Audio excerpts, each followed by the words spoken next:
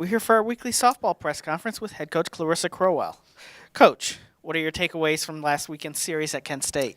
Yeah, anytime you can win a series, it's a good thing, especially when you go on the road and you play a good team like Kent State is, because they're a very good team. And Kent State on Wednesday in their midweek, they had won an 11-inning game against Ohio. So they were coming in to that weekend with a lot of momentum. Even though we won the series, we would have liked to have won or swept the series, but unfortunately, we came up a bit short. And that game on Sunday, I thought Ronnie Ladinas, Kent State's pitcher, who is their number one, in my personal opinion, I think she's one of the best pitchers in the MAC, and she showed that on Sunday. I mean, we got 4 hit, which that doesn't happen very often to us, and she just threw a really good game, and you just have to tip your hat off sometimes to the opposing pitcher and team and just say, you know what, she just had a good day.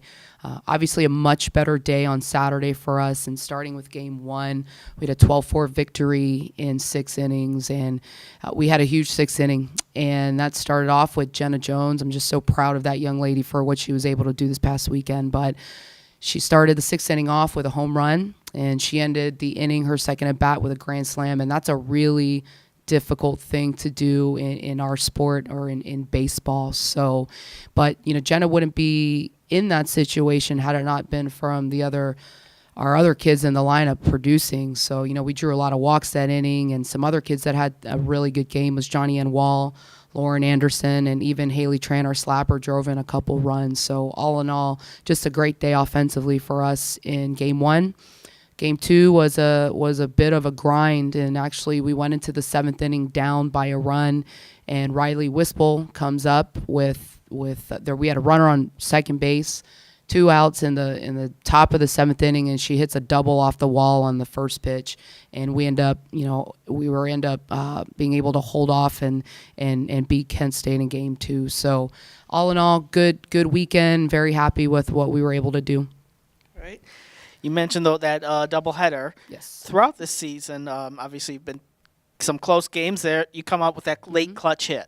Yes. So what is the key for your team being so strong in clutch situations? Yeah, first and foremost, all the credit goes to our student athletes. And from a coaching standpoint, all we can do is prepare them as well as we can. So for our hitters, preparing them for the pitchers that they're going to see.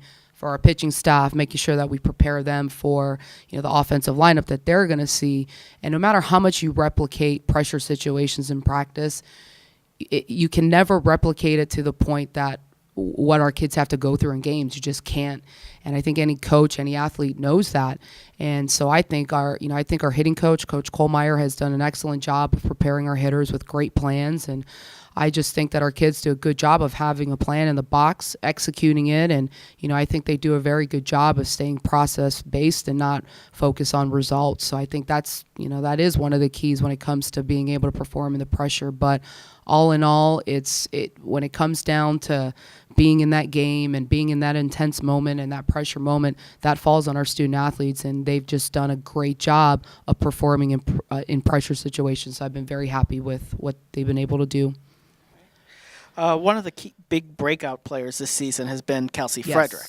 Absolutely. How important have her contributions been this season? Obviously, they've been huge. And early on, Kelsey took some hard losses. And what I told our student athletes, our team, and especially our pitching staff is, hey, we've got to stay focused on the process, and we've got to understand that these hard losses are going to prove, they're going to help us in the end, because we're going to know how to perform in these situations. And Kelsey is one of our athletes that I think that has really bought into that. Kelsey, first and foremost, she's a great kid. She comes out to practice every day and works her butt off, and I think she's just the perfect example of a kid who has been through some adverse time, but she's stayed focused on the process, and she comes out every day with just a great attitude.